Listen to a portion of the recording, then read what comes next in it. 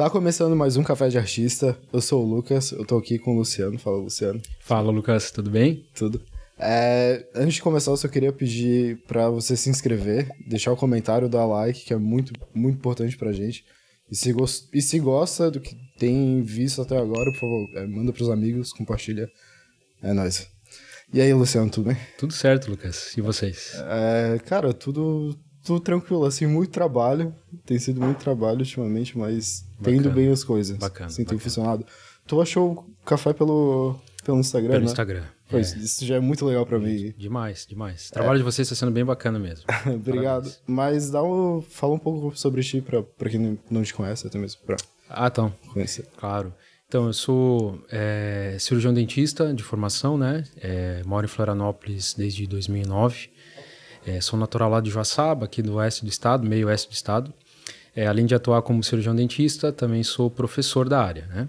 Trabalho em curso de pós-graduação aqui em Florianópolis, na Universidade Unisul da Pedra Branca e também em Passo Fundo. Eu vou no Rio Grande do Sul uma vez por mês e lá eu também dou aula de pós-graduação na área de periodontia, que é a minha especialidade, né? O que é isso? Muito bem. Essa é a primeira pergunta que o pessoal faz. Né? Periodontia é uma área da odontologia, para resumir, que trabalha com a gengiva. Então, tudo que envolve ali os componentes perto da gengiva. Então, toda doença que acomete ali um dente, raiz, gengiva, ou um procedimento estético que tem que ser feito quando o paciente tem um excesso de gengiva, quando sorri, né? Uhum. Tem excesso de gengiva, é feito algum procedimento estético relacionado a isso. E outras situações, quando tem que fazer um enxerto gengival, aquele paciente que tem exposição de raiz, né? Recessão da gengiva, sei. que tem que fazer um enxerto, é o periodontista que faz. E muitas outras coisas, né? E quanto tempo entre começar a faculdade e conseguir a tua especialização? Então, a odontologia, hoje ela mudou um pouco. Algumas faculdades estão com uns turnos, assim, um tempo de estudo menor. Na minha época, foram 5 anos de graduação integral, ou seja, manhã e tarde, e às vezes tinha clínicas à noite também, então foram 5 anos de graduação. E depois da minha graduação eu fiz 2 especializações. Uma de implantodontia, que foram 2 anos e meio. Depois eu fiz mais uma especialização da própria periodontia e um mestrado, que foram 3 anos. Isso depois de 2009? Isso depois de 2009. Não, em 2006 eu me graduei. Tá. Fiz a primeira especialização em implantodontia. E aí eu fiz, em 2009 eu vim morar para Florianópolis, né, a convite de um primo meu, o Bruno, que ele já tinha clínicas aqui e queria expandir os seus negócios e tal. E aí aceitei o convite e vim para cá. E depois que eu vim morar para cá é que eu fiz essas 2 outras especialidades. O mestrado eu fiz em Campinas e São Paulo. Legal. Enfim, continua. Depois da tua segunda especialização, o que mais tu fez na área? Na área? Em termos de especialização e mestrado, são essas, né? Porque, assim, na odontologia você tem... Que tu tava falando que é um pouco diferente hoje. Isso. A odontologia você tem, assim, os títulos que você pode dizer que você é especialista, né? São aqueles que você realmente faz uma especialização. Então, eu tenho especialização na área de implantodontia e periodontia, com mestrado em periodontia também. Mas nesse meio tempo a gente sempre faz vários cursos que é para agregar conhecimento, né? Então todo profissional, seja na minha área, na tua, de qualquer um, tem que estar sempre reciclando. Então nesse meio tempo eu fiz alguns outros cursos, fiz curso na área de estética, fiz curso na área de lentes cerâmicas, laminados, tudo para você conseguir juntar as informações. Não que eu vá atuar 100% com aquilo na clínica, mas aquilo que eu tiro de informação para minha área já é útil. Entendi. Eu tenho que estar atualizado, né, naquilo que o mercado está oferecendo, naquilo que a modernidade hoje que a odontologia nos oferece. Mas tu trabalha com esses novos procedimentos estéticos? Trabalho também. O que é em específico? Porque eu já vi,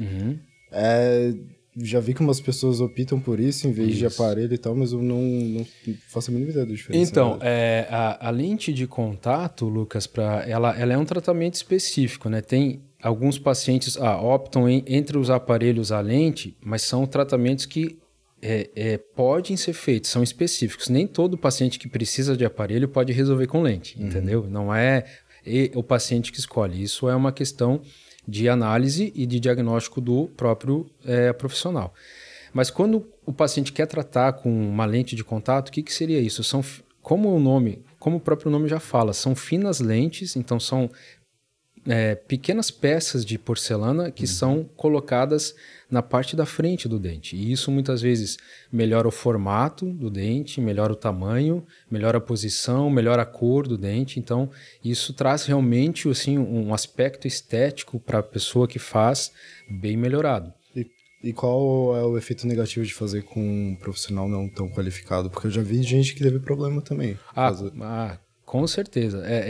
Isso não é só da odontologia. Qualquer profissão que você buscar um profissional não adequado, né, pode correr o risco.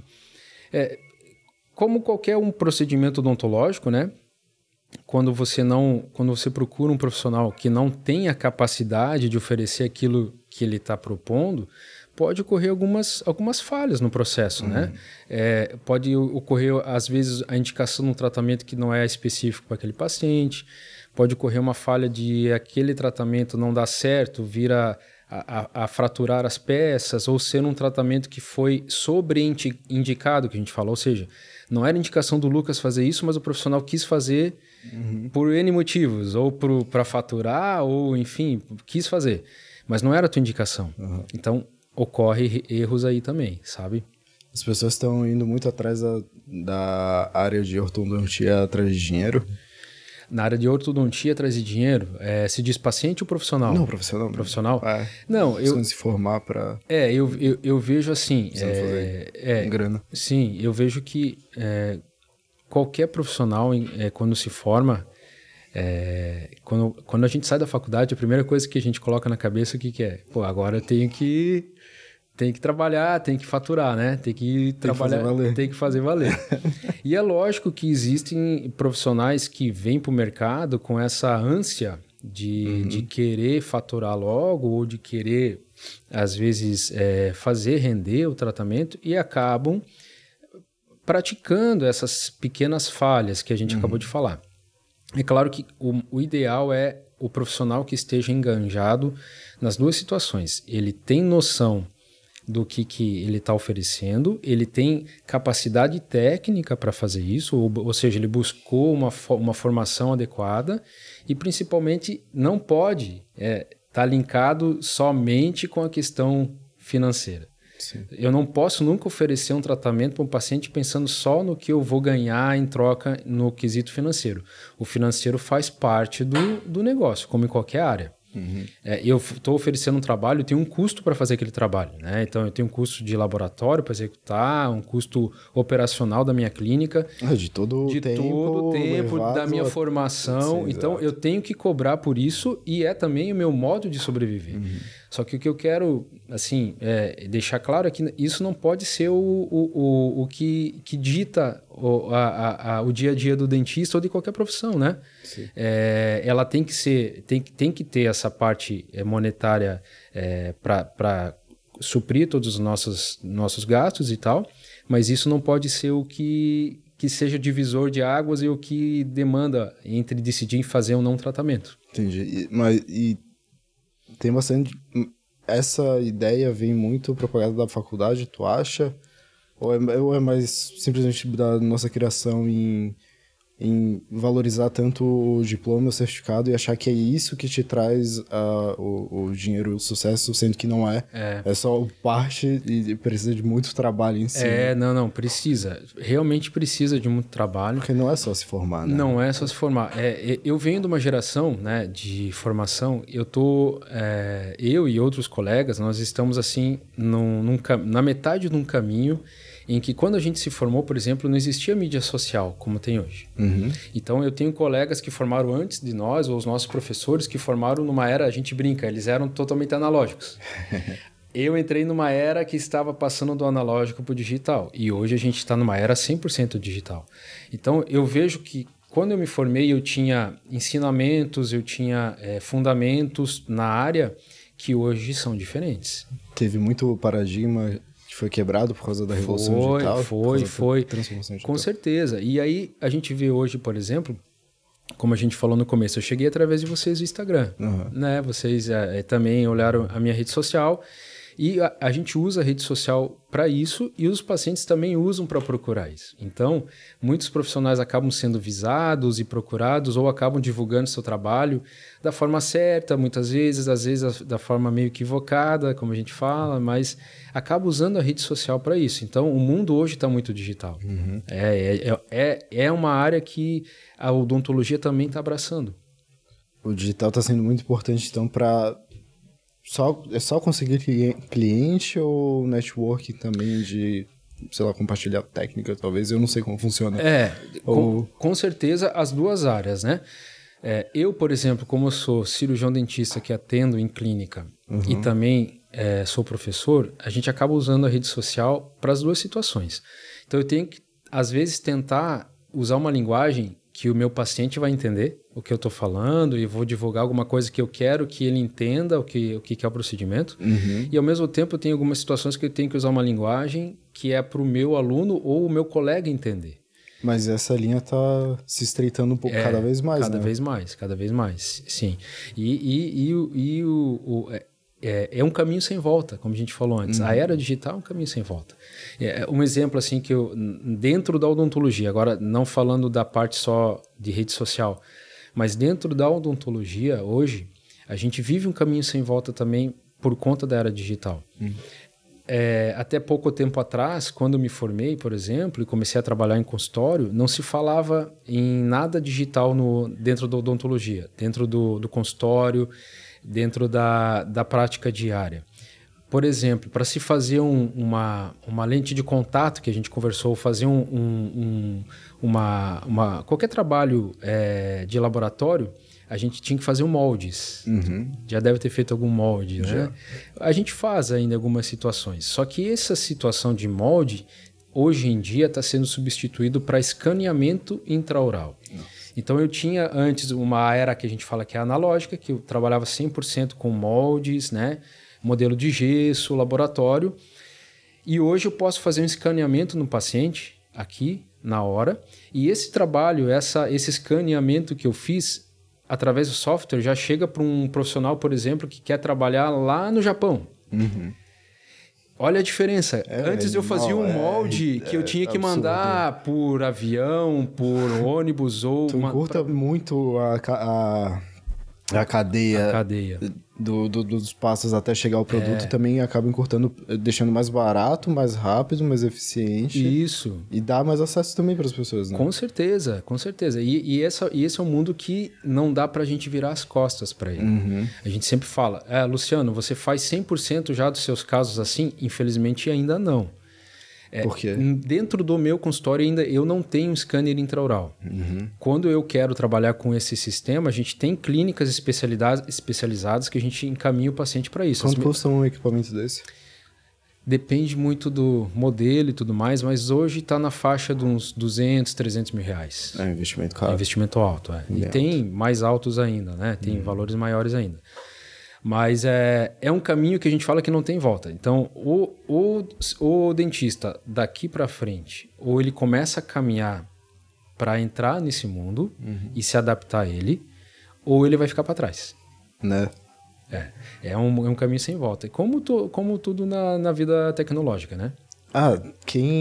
Isso eu acho que já é bem claro e bem forte em todas as profissões. Todo mundo tá tendo que criar uma persona online para vender o próprio trabalho. Isso. Porque é o melhor meio de vender teu trabalho. Isso. Antes era, sei lá, tu ter uns panfletos que tu pagava para alguém na rua que fica o teu consultório, panfletar para ti.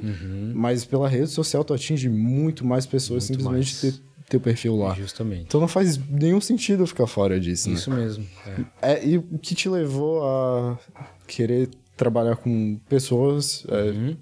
Eu acho que o maior fator do teu trampo seria pessoas mesmo. O que te levou a isso? Bem... E depois em específico porque a tua formação. Então, as pessoas sempre perguntam né, por que eu virei dentista ou por que eu quis ser também professor. E dentista é uma coisa que eu lembro desde criança. Alguém deve ter chegado para ti lá. Não, eu digo de querer ser dentista. Eu acho que alguém lá na tua infância deve ter perguntado para ti: o que tu vai ser quando crescer? É aquela perguntinha clássica, né? O que tu vai ser? Piloto de avião. Então já é uma ideia. Mas eu sempre falei que queria ser dentista. E não sei de onde vem isso, sabe, Lucas? Porque na minha família tão próxima, assim, eu não tinha nenhuma referência. Porque às vezes tu tem um pai que é dentista, mãe, né? Eu tive esse meu primo aqui como referência, mas ele formou um pouco tempo antes que eu. Então não foi uma referência na minha infância. E eu ligo muito isso, talvez, para os dentistas que a minha mãe e meus pais me levavam na época. Eu gostava de ir. Aquilo que nós estávamos conversando antes, né? Tu gostava de ir pro dentista? Eu gostava de ir pro dentista. Porque a forma que eu era tratado, os profissionais tratavam de um jeito, aquilo que a gente estava conversando, né? Mais diferenciado. Isso, e eu gostava de ir e aquilo me cativava, a forma que eles me tratavam, e eu fiquei com aquilo na cabeça, eu quero ser dentista. E a vida foi levando para isso. E aí fiz o primeiro vestibular, não passei no primeiro, fiz o segundo, passei, e aí... Fez faculdade pública? Eu fiz faculdade particular. Aonde? Eu fiz 1 ano de faculdade em Lages, e depois eu voltei para Joaçaba, onde que a minha família residia, para fazer e terminar lá. Que legal. E a vida foi me levando para isso. Então, a gente entra para uma faculdade como odontologia sem ter noção nenhuma do que é. É diferente de você, às vezes, já trabalhar com comunicação. Eu vou fazer jornalismo. Tu entra lá, tu já sabe, tu já tá no meio. Tu já exerce. Tu já exerce. Né? Então, quem entra para fazer uma odontologia, fazer uma medicina, fazer qualquer faculdade assim, ainda mais que a gente entra com uma idade bem baixa, né? Bem jovem. Né? Eu entrei com 17 anos na faculdade. Então, você não tem nenhuma visão, experiência ainda. E aí, a vida vai te levando. Então, durante a faculdade, tu vai evoluindo, vai exercendo algumas funções ali que tu vai... Opa, isso aqui eu gostei. Isso eu não gostei muito. Isso vai fazer com que você se forme e escolha a tua área de atuação. Né? Hoje em dia, a odontologia está parecida... Antigamente, o dentista era aquele que a gente brincava, o dentistão, que fazia tudo. O cara tinha um consultório lá, ele tentava fazer tudo. Ele resolvia todos os problemas. Tentava fazer canal, fazia uma prótese, né, que ele chamava de dentadura, fazia uma restauração, extraía um dente. Hoje, por ser algo que está tão assim... não digo que foi por causa da modernidade, mas os tratamentos estão tão evoluídos que as especializações são importantes. Então, cada dentista faz uma área. Como a medicina faz hoje, né? Sim. Eu brinco com meus pacientes às vezes, eles falam, mas Luciano, você não faz, você não trata canal. Eu falei, não, mas tu é dentista, por que não? Eu falei, não, mas eu sou especializado em fazer implantes e cirurgias periodontais. Legal. E aí eu brinco com o paciente, se você tiver um problema no coração, tu vai pro oftalmo ou vai pro cardiologista? Né? Então, na odontologia também tá assim. Então, a gente se especializa numa área e isso... Por que a gente faz isso? Para oferecer o melhor para o paciente. Mas isso é interessantíssimo. Mostra que a demanda por procedimentos estéticos na boca está aumentando. Né? As pessoas estão tendo mais acesso a isso, que é bom. Sim. Que é bem legal. Sim. Cara, e tu é professor da... Me fala um pouco sobre como é ensinar os outros. Passa conhecimento para frente. Essa questão de... eu acho isso fantástico. Eu sempre achei, né, Lucas, a questão de você conseguir compartilhar algum conhecimento. Eu tive bons professores durante a minha vida, excelentes mestres, que me cativaram muito isso, que instigaram muito isso. E eu enxergava neles pessoas que, poxa, eu quero ser igual a ele. Pô, que massa. Eu quero tentar fazer igual. E esse motivo fez com que eu quisesse também, e algumas coisas durante a vida, eu participei de algumas organizações que incentivavam a estar falando em público, né? Participei de uma organização chamada JCI, que é a Junior Chamber International, Organização Mundial de Jovens Líderes, de 18 a 40 anos, que incentivava muito isso, você usar a oratória, usar o debate. Então, isso sempre foi algo que teve comigo. Sim, foi estimulado. E depois, quando eu me formei e quis atuar nessas áreas, eu pensei, é algo que eu gosto e é algo que eu quero buscar. E a vida vai te levando, né? Você vai encontrando pessoas que te te facilitam isso acontecer, pessoas que fazem, te proporcionam situações para isso e foi acontecendo. E qual é a maior dificuldade em ser professor? A maior dificuldade de ser professor como eu não sou professor de graduação, né? Eu não exerço eu não ministro aulas para graduandos de odontologia, eu só ministro para pós-graduação. Então, assim, sinceramente, falando da minha área, eu não vejo dificuldade. É só bom. Na verdade, isso. Na verdade, a gente sempre comenta entre nós, entre os professores, né? É um momento que a gente gosta tanto do que está fazendo que não é algo pesado. Porque a rotina do dia a dia do consultório, isso é que fica um pouco maçante. Porque a rotina do dia a dia do consultório, ela fica pesada principalmente no aspecto físico. O dentista sofre muito com a questão física, Tem que trabalhar muitas horas? Tem que trabalhar muitas horas, aí você vai sofrendo isso com o passar do tempo. E o fato de você conseguir trabalhar fora dessa área, fora do ambiente do consultório, mas trabalhando na tua área, que é o caso que você está lá dando aula na pós-graduação, isso é excelente, porque te tira daquele meio ali, né? E ao mesmo tempo, compartilhar conhecimento, eu acho que é algo que todos deveriam fazer, né? Eu gosto muito. Antes que a pandemia estragou e quebrou tudo, né? Então sumiu, mas tinha muito evento que acontecia aqui em Floripa, que eu sou engenheiro de software. Trabalho com programação. Sim. E eu ia nos eventos, dar palestra, e a parte mais interessante a troca de conhecimento que acontece, de tu sentar lá e falar algumas coisas que tu aprende ali no teu dia a dia para os outros. Isso. É muito bom, é muito gostoso. A gente sempre fala que a gente aprende mais do que ensina, né? Eu nunca fui... nunca quis ter essa taxação, é o professor, é o mestre. Não. A gente tá... Uma palavra que tu usou, compartilhando conhecimento. Isso. E quando eu compartilho, né, a gente tá transferindo, a gente tá, às vezes, aprendendo junto. Né? Então, isso é importante. Eu sinto... É porque eu não tive isso de ter por exemplo, um professor muito carrasco, que se acha o dono da razão. Então eu tive também bons exemplos, sabe? Ótimo. E, cara, é muito feio quando a pessoa se acha melhor que as outras por ter um conhecimento que não é dela, sabe? É adquirido também. Então, por que ela se sente especial ou algo do tipo? Aí tem a ver um pouco com o caráter, né? A gente encontra muitos profissionais na minha área, na tua área. Você teve professor ruim? Tive. Claro, tive sim. Como eu acho que todos nós tivemos um dia, né?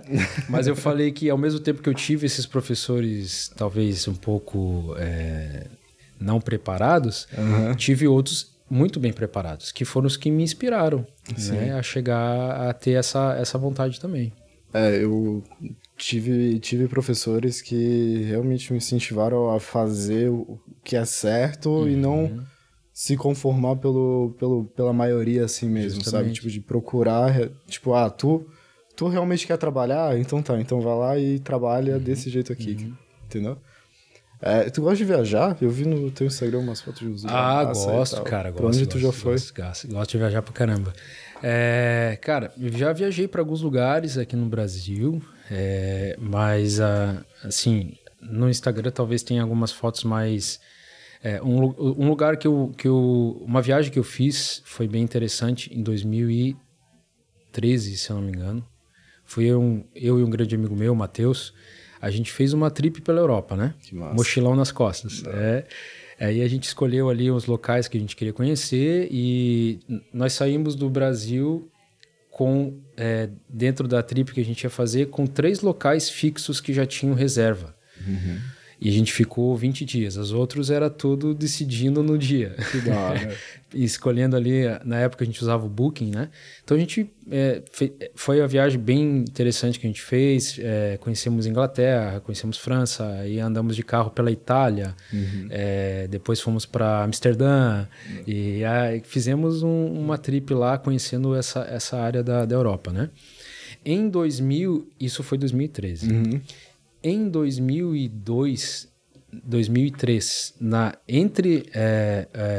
nas férias entre 2002 e 2003 da faculdade, eu também tive uma oportunidade de ir para a Áustria. Eu tinha amigos que moravam lá e eu estava nas férias da faculdade e eu fiquei de dezembro a fevereiro lá junto com eles. E foi uma experiência assim também maluca, cara, porque massa. Eu cheguei a fazer aula de alemão antes de ir pra lá, né? Conseguia me virar só no Dankeschön, Bitte, só nessas palavras do dia a dia, porque o alemão é bem difícil. Eu tive um amigo meu que tava pra ir pra Alemanha, ele também teve umas aulas, eu ficava vendo ele. Difícil demais. Aí a gente tenta fazer um embromation com o inglês, misturado com o alemão, mas na maioria das coisas lá a gente se virava no inglês. E como eu vivia com o pessoal que era brasileiro, então no convívio não tinha problema. Era só quando ia para determinados locais, né? Sofreu xenofobia, eu acho que é a palavra certa por ser brasileiro? Não. Nenhum problema. Tipo, ninguém te tratando mal por não saber falar a língua deles? Não, que eu lembre, realmente não sofri isso, não. O que foi mais impactante para quem sai daqui, e eu que nunca tinha viajado para um país de neve, foi o frio. Porque a gente pegou o final de ano, que eu cheguei lá numa semana, não vou recordar o dia exato, mas 3 dias depois foi quando começou a nevar. E neve você ter que sair de casa para conseguir sair com o carro, tu tinha que tirar neve de cima do carro, limpar toda a via, correntar o pneu do carro. Tirar 1,5 metro de neve. Então isso foi uma experiência interessante, né? Que eu tive essa oportunidade, agradeço, eu sempre agradeço as pessoas que me proporcionaram isso, tinha uns amigos que moravam lá, né? E isso a gente leva pra vida, né? Eu tava pra ir pela minha empresa em julho pra lá, mas eu não vou mais por alguns motivos, porque primeiro que eles vão pagar tudo, e aí como isso vai ser possível, eu prefiro ir em um tempo de neve também, que é o meu sonho ver neve. Na Áustria mesmo? Não, é na Irlanda. Irlanda. Outro país que eu não conheci, mas quero conhecer também, né? Quais países tu visitou lá? Então, eu conheci Áustria, Liechtenstein e Suíça nessa primeira viagem. Que massa. Aí depois... Nossa, bem...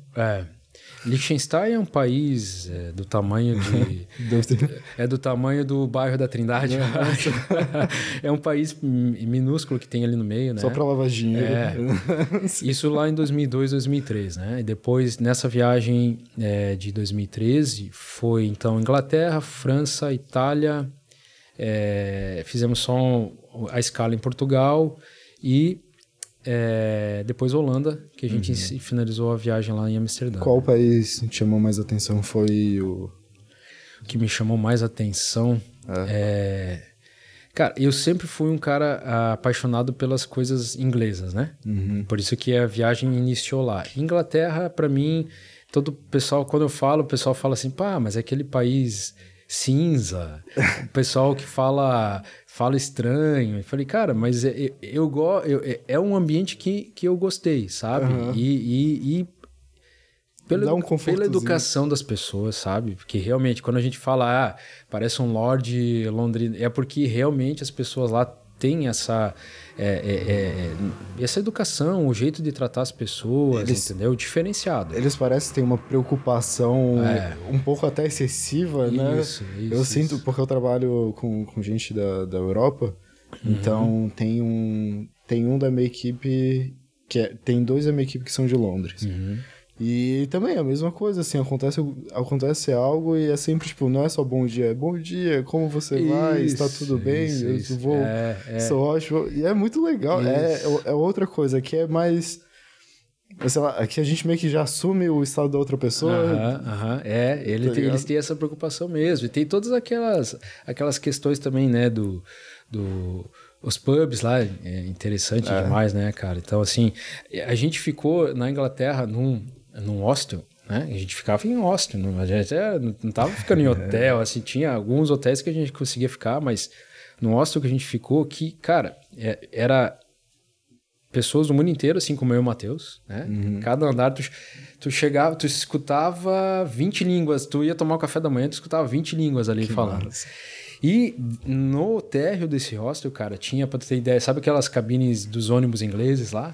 Então tinha uma cabinona, aquela gigante lá, que era onde ficava a parte quando tinha uma musiquinha, o DJ ia tocar lá.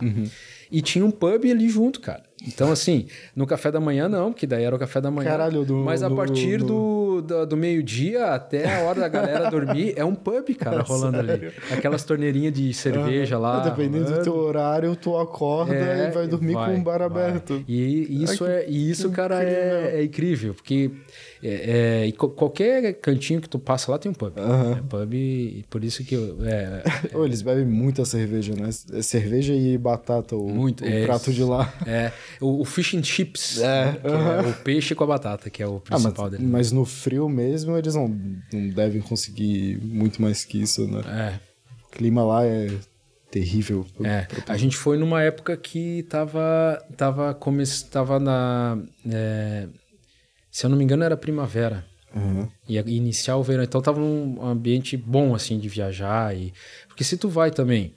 Tem duas intenções. Se tu vai viajar pra Europa pra conhecer neve, ok. Mas tu sabe que tu vai viver, né, aquele mundo e vai limitar outros, né? E como a gente foi com a intenção de conhecer os países, então a gente escolheu uma data que a neve não fosse atrapalhar. Com certeza. Se bem que tu pode escolher nessa mesma data ir para outra região. Mas a janela de tempo também é bem curta. Que é curta, Porque se não é neve, é só chuva. Justamente. Chove bastante lá. Eles têm muita inveja do clima daqui do tropical. Brasil. Mas também imagina, tu passa o ano inteiro e tu tem 2 semanas mesmo sem chuva. Chuva. O resto é tudo mais ou menos. Por isso que o pessoal fala, né? Que é um país cinza, que não gosta, né? Então, tipo... Cara, eu nunca fui pra fora, mas eu fui pro Nordeste, fui pra Pipa. Fui pra Pipa e fui pra Maragogi, eu passei em alguns lugares por lá. Cara, e é fenomenal, é sensacional, é muito bonito. Eu não sinto nenhuma vontade de ir pra fora do país, tipo, mais cedo do que eu quero voltar pra lá, tá ligado? O Brasil todo, se a gente for parar pra pensar, eu já fiz essa análise e é o que eu quero fazer daqui. Viajar, se a gente querer conhecer todos os locais do Brasil que as pessoas vêm de fora para conhecer e a gente não vai, a gente fica muito tempo viajando, conhecendo muita coisa diferente. Né? E tem todo o restante do mundo depois, no caso, para conhecer. E é muito lindo, demais, muito bonito. Demais. A gente fala do Nordeste todo, a gente fala ali da região de Bonito, que é Mato Grosso do Sul, né? A região, um município chamado Bonito. Que é, cara, tem aquelas águas cristalinas, enfim, tem a Serra Gaúcha, a Serra Catarinense, Então, tem várias situações que o pessoal vem de fora para conhecer e muitas vezes a gente não faz. Né? Porra, eu tive mais noção disso porque eu fui de Maragogi até Pipa de carro. Umas 6 horas, eu acho. Cara, que o Brasil é muito grande. Demais. É muito grande. Demais. Então, tu ir de um estado para outro é tu atravessar, tipo, países. Tá ligado? Então, apesar de ser a mesma língua, o mesmo povo e o mesmo presidente, infelizmente... São situações todas... outra natureza. Assim, até as pessoas são diferentes, o modo de tratar, de lidar. É muito bom, eu gosto muito do Nordeste. Não, é. Lindo. Cara, como... Tá, tu é professor, tu tem um estilo de aluno, mas e como tu era na escola? Tu estudava muito? Ou tu... Não, eu estudava muito. Não, eu não posso falar que sim, porque daí tem os nossos professores aqui, né, que acompanham. Não. Cara, eu sempre fui um cara que... eu relativamente pegava as coisas fáceis, assim, né? Não prestava atenção na aula. Mas eu era um cara que não fazia muito assim, chegava em casa, já terminava a lição, já ia... Não, cara, eu ia pro futebol, eu ia pra bicicleta, a gente morava numa cidade pequena, então vivia na rua jogando futebol, bicicleta. Eu tinha um campinho de futebol em casa, os amigos iam lá. Então, mas na escola eu sempre fui um cara que nunca fiquei para trás, nunca reprovei, mas eu sempre ia... levando ali, né? Não era o CDF que a gente brincava na época. E... Eu também era bem assim. Eu só fazia... É que se me deram o objetivo de passar de ano. Isso. Aí, se eu consigo resolver isso tirando nota boa ou a média, tá ótimo, né? A gente sempre fala, aí a gente fala, né, que brinca com os alunos, você tem que superar isso, essa tua meta, você tem que sempre pensar pra frente. Mas se a gente for voltar lá atrás, a gente não fazia isso. Né? Porque... mas também, querendo ou não, tu realmente aprende fazendo, né? Então, conhecimento teórico é importante, é fundamental, mas tu aprende na prática mesmo. Prática, porque claro, se tu lê um livro, tu não sabe fazer uma cirurgia. Sim. Não tem como. Não tem como, Essa é uma particularidade da minha profissão, né? Ela exige muito da parte prática, né? Por isso que as pessoas vão fazer especialização, né? Em determinado assunto, como o assunto que eu trabalho. Não sei... Cara, eu acho que não é só da tua profissão, mas na tua profissão tá aparecendo a necessidade agora, tá ligado? A demanda. Porque, por exemplo, em programação também, as pessoas julgam muito tu não saber a base mesmo e ter horas de código, tá ligado? Horas de prática e desenvolvimento. Mas é isso que te faz ser um profissional bom, é tu ter resolvido o mesmo problema e já ter passado por aquilo ali várias vezes. Qualquer profissão. Sim. Mas em umas, eu acho que a necessidade vem antes ou depois, sabe? Sim. Então, por exemplo, sei lá, uma profissão que requeira menos habilidade, menos skill, aí não tem tanta necessidade de ter pessoas especialistas e são mais niveladas, né? Justamente. Agora, como dentista, eu acredito que tem gente fazendo muito dinheiro e gente ganhando a base salarial, muito mais, né? Com certeza. Isso também é uma realidade. Porque aí também tem dois lados, né? A questão... o dentista, quando ele se forma, a gente sempre até fala isso, e falava na época, né? A gente se forma muito bom naquilo que a gente aprendeu, né? Na técnica, que acabamos de falar. Às vezes não tão bom, mas o cara vai atrás de aprender, ou a prática vai fazer ele aprender, ou ele vai fazer um curso para aprender. Sim. Mas ele não sai da faculdade sabendo ser, por exemplo, um empresário. Ou saber gerir um negócio. Né? Então, os dentistas têm essa grande dificuldade. Às vezes o cara cai no mercado de trabalho, ele sabe fazer tecnicamente aquilo, mas ele não sabe gerir um negócio. Então as coisas têm que andar paralelo, né? Tem que andar junto. É o que a gente estava falando sobre usar a rede social também para vender o teu trabalho. Também. Não tem ninguém ensinando isso em específico para dentista, talvez? Tem. Tem pessoal tem alguns cursos, né? Hoje tem bastante curso online, né? Bastante curso online na odontologia é difícil tu comprar um curso online porque precisa da parte prática, que a gente acabou de falar. Mas tem determinadas coisas da odontologia, como, por exemplo, gestão de consultório, marketing, fotografia, como convencer um paciente, como você passar um tratamento. Isso tudo, o mundo online, ele está trabalhando. Então, existem cursos para isso também, né? O pessoal tem vendido esses cursos também. Que legal. E de inovação para os próximos anos? Tu sabe de algo que vem vindo, tipo alguma tecnologia muito foda? Que tá vindo para odontologia? Porque o que eu mais consigo lembrar de cabeça assim é o aparelho Invisalign. Isso, que é o tipo mais...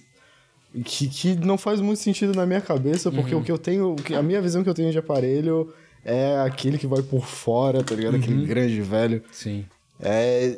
Me fala um pouco do Invisalign, que eu tenho muita curiosidade. Sim. E também se tem alguma coisa em vista que vem, ou, sei lá, algo que estão trabalhando, desenvolvendo. Tenho bastante curiosidade. Não, com certeza, mas é a função também nossa saber um pouquinho desse mundo novo, né? O Invisalign é uma marca, né? Os alinhadores, então existem algumas marcas de alinhadores dentais, dentre eles o Invisalign. Mas o Invisalign, como ele está no mercado aí com um marketing muito forte, é o que o povo acaba lembrando mais dele, né? Ele não é recente no mundo, não. Ele já existe. Os alinhadores já existem fora do país, nos Estados Unidos, desde 2006, 2007, já se trabalhava com alinhadores. Só que ele foi aumentando, é claro que os Estados Unidos já começa sempre despontando, né, em tecnologia. Então, eles já existiam. E a empresa Invisalign, por exemplo, ela foi a que criou um protocolo e que difundiu esse protocolo pelo mundo e quando chegou no Brasil, estourou. Mas qual é a filosofia, né? Não é a minha área. Não é a minha área, é a área de ortodontistas, mas para tirar um pouquinho a tua dúvida, a filosofia deles é você usar os alinhadores, quando você faz lá um diagnóstico, tu faz um escaneamento oral, aquilo que eu falei antes, tu escaneia, e esse teu escaneamento, junto com os exames seus, vai para um software. Esse software vai planejar o teu caso, vai dizer, o Lucas precisa usar determinados números de placas durante tanto tempo. E esse mesmo software vai te mostrar ali, ó, Lucas, a tua arcada assim é hoje, e daqui X número de placas ela vai ficar assim. Tu te enxerga como tu vai ficar. Que massa. Então, essa é a grande questão que eu estava falando antes da modernidade que a tecnologia traz para benefício da odontologia. E outro benefício do Invisalign, ou dos alinhadores, é o fato de você poder tirar ele para se alimentar e higienizar e não ficar tão aparente como um aparelho convencional. Quando tu usa um aparelho convencional com brackets, que a gente fala, dá pra ver. Enxerga, né? O Invisalign é uma placa que se você chegar perto, né, um alinhador, tu vai enxergar que a pessoa está usando, mas ela, a gente fala que ela não tem essa questão tão aparente como um aparelho convencional, né? Mas tudo que se resolve com o aparelho convencional se resolve com o Invisalign? Às vezes não. Às vezes precisa fazer uma junção das técnicas. Então ainda tem gente que usa o aparelho lá grande e tal? Às vezes sim, mas isso precisa de uma análise do profissional, né? Do especialista na área para passar. Que doido. E para ir para o futuro vindo algo de especial, tu vê assim? Ou alguma tecnologia sendo mais ficando mais difundida, mais... O que a gente vê, assim, Lucas,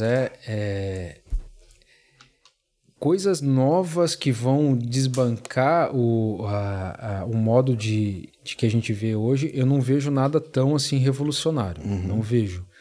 Então não veio pode ter, teu trabalho pra robô. Não, eu posso ainda não. Para robô, acho que ainda não. A gente pode sempre ver que o que ainda está engatinhando no Brasil, como eu falei, ou em alguns países ou algumas cidades nossas, é essa questão da tecnologia no consultório. Você trabalhar com softwares, trabalhar com escaneamento, trabalhar nessa maneira mais digital do que analógica. Então, eu vejo que para um futuro próximo ainda, esse quesito vai fazer seu divisor de águas entre os profissionais. Quem não se adaptar vai começar a ficar um pouquinho para trás, né? Então, porque hoje a demanda é muito expressa, né? Express, que a gente diz. O paciente chega, às vezes ele não quer demorar o mesmo tempo que um tratamento convencional antes demorava. Ele quer fazer o negócio para ontem. Quer ficar bonito, né? E a demanda da questão tecnológica facilita isso, né? Ele corta caminhos que tu consegue resolver antes. É lógico que, como a gente trabalha aí dentro de cada área, sempre tem pesquisas sendo feitas. Então, hoje em dia, materiais estão sendo estudados, muitos materiais que já utilizamos e outros mais estão sendo estudados para fazer substituição em algumas situações. Eu vou te dar um exemplo. Hoje em dia, quando eu tenho uma perda óssea, um paciente perdeu algum dente e ficou sem osso, por exemplo, para fazer um implante depois, a gente consegue fazer o que a gente chama de regeneração óssea. É um enxerto. Quando eu comecei a fazer implante lá atrás, só tinha uma forma de fazer isso, que era tirar do próprio paciente. A gente fazia uma cirurgia, fazia remoção em determinada área, ou aqui na região retromolar, ou era aqui na região de mento, dependendo de onde precisava, e levava para a região. Hoje em dia a gente usa biomaterial para isso, ou seja, são materiais que são fabricados para essa intenção. Já vem um materialzinho que é um pó, que a gente coloca ali na região e vai fazer com que o meu organismo, essa região aqui, as células sanguíneas vão identificar que é cálcio, que ali tem que formar osso, e depois de 6, 8 meses tem osso formado. Nossa, que entendeu? sensacional. Para osso, para gengiva também tem. Hoje, se eu preciso fazer um enxerto de gengiva, a gente vai sempre ali, a gente chama do céu da boca, que é o palato, né? Tem uma região específica que a gente vai ali colher um pouquinho do tecido que eu quero levar ali para um dente que está faltando, por exemplo. Esse é o melhor ainda material, que é o meu, que é o teu, é do próprio paciente. Só que mesmo esse tipo de material também já foi desenvolvido um biomaterial. Então, eu compro uma esponjinha, uma membrana que vai ser substituída uma gengiva ali no local. Então, nesse meio aí está sendo ainda pesquisado muitos materiais e a gente vê que a coisa vai sempre evoluindo. Pô, que legal. Pesquisa de material é um tema bem forte, até mesmo tipo, na área da engenharia, né? Sim, sim. Tipo, cara, eu vi uma startup, acho que dos Estados Unidos, que o moleque tava usando... Moleque, quando eu digo moleque mesmo, tava usando... Startup geralmente é no mercado, né? Tava usando computador quântico para gerar materiais esotéricos. Olha aí, ó. Entendeu? Que daí, tipo, é incrível, porque é como se fosse um material que não sabe como se chegar nele ainda. Sim, não é palpável. Mas que ele consegue testar e ver as propriedades dele. Olha aí. Oh, isso é sensacional. Isso é realmente o futuro. O futuro é conseguir comprar uma impressora 3D e trocar o braço. Nossa, isso... Impressora 3D é um exemplo na nossa área também. A gente consegue ter hoje uma impressora 3D e fazer um trabalho, por exemplo, um dente ou uma situação que eu tinha que mandar para um laboratório fazer, com uma impressora 3D eu consigo fazer também. Já é uma realidade. Já é uma realidade, no local. Ficou muito mais rápido. A pandemia trouxe alguma mudança assim, no fluxo de trabalho de vocês? Alguma inovação ou algo? Acelerou algum processo que estava acontecendo já? A pandemia ela fez acelerar um pouquinho mais essa questão tecnológica, né? Porque as pessoas precisaram, como o contato ficou restrito, precisaram usar do meio tecnológico para se aproximar. Então, querendo ou não, difundir um pouco mais. Mas eu vejo que no campo educacional, que daí é a minha área também, é onde mais mudou. Porque a gente antes, aulas à distância eram muito difíceis de se fazer, porque as ferramentas eram precárias. As universidades já tinham ensino à distância, né? Mas as ferramentas que elas usavam para fazer as aulas eram restritas da universidade e se pagava valores altos para isso. Com o advento da pandemia vieram os softwares que a gente usa hoje, né? Google Hangouts. Google Hangouts, o Google Meet, o Zoom. Então, ficou muito mais próximo, né? A gente conseguiu fazer aulas, eu mesmo dei algumas aulas à distância. A faculdade de Passo Fundo estava fechada e eu aqui em casa dando aula para o pessoal lá, cada um na sua casa, né? Dei aula para o pessoal de Chapecó também, como professor convidado, o professor convidado na sua casa. E isso que mudou, né? É uma sensação diferente, porque eu, como professor, eu gosto do convívio. Gosto de conversar, de ver, enxergar se a pessoa está entendendo o que eu estou falando, trocar uma ideia. E quando você está dando aula à distância, você está falando para o teu computador, tu não enxerga ninguém. É meio frio, né? É frio. Então, é uma realidade que ajudou, mas ao mesmo tempo a gente usa ela quando estritamente necessário, né? Eu acredito, é tudo com moderação, né? Então o futuro é meio híbrido. É assim, tu não tem a necessidade de ir, mas se tu sente a vontade, tu pode, né? Isso mesmo. Tipo, tu não precisa ser obrigado a estar lá fisicamente presencial num lugar para ganhar um certificado. Justamente. Ou para garantir que tu aprendeu mesmo, né? Com certeza. Como tu sendo professor, como tu vê o modelo de ensino que a gente tem no Brasil? Que eu, pessoalmente, acho muito precário. Eu acho... o modelo de no ensino Brasil, no geral, no geral, né? Eu... Só no Brasil. Sim. É uma questão que a gente vê e essa discussão aí há gerações, né? Há décadas. Passa governo, vem novos ministros, vem novas propostas, mas eu vejo que a educação, ainda mais a pública, né, no Brasil precisa evoluir, né? Agora, o que fazer? Eu vou ser demagogo aqui de te falar, tem que fazer tal coisa, porque a gente escuta propostas, ainda mais agora que vem a campanha política, né? A gente vai escutar um monte de propostas. Mas eu vejo que, infelizmente, o ensino público ele não é o ideal, mas ele está caminhando para uma situação, mas ao mesmo tempo o ensino vamos dizer, o particular, o privado, né, não deixa muito a desejar, né? Então, infelizmente, quem sofre com isso é a pessoa que não tem acesso. Sim. Que quem tem acesso à escola particular rouba vaga de faculdade pública. Justamente. Isso. Essa é uma questão que talvez teria que mudar. Daí justamente. Esses são os incentivos errados e até mesmo o próprio modelo de ensino e as coisas que são pregadas já não são muito legais, assim, sim, né? Eles tentam tem uma visão muito, tipo, de controle, de botar a figura lá, a figura máxima de respeito e ensina muito mais sobre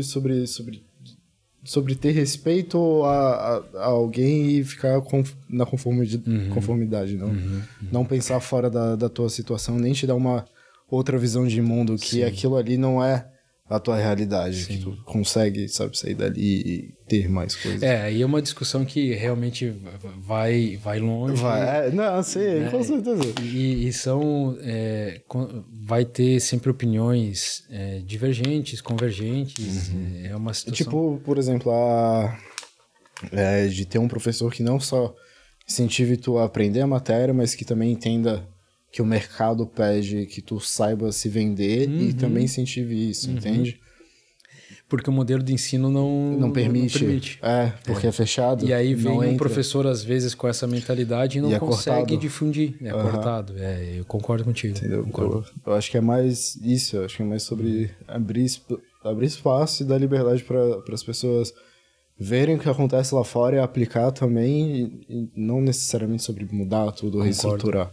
Porque isso aí é realmente muito difícil. Agora, se é ensinado uma coisa X no colégio e explicado o porquê, o motivo de trás daquilo, sabe? E também, talvez, mostrando que, olha só, isso aqui que vocês estão aprendendo agora tá meio desatualizado, sabe? A verdade é essa aqui. Coisas que não se encaixar, entendeu? Sim.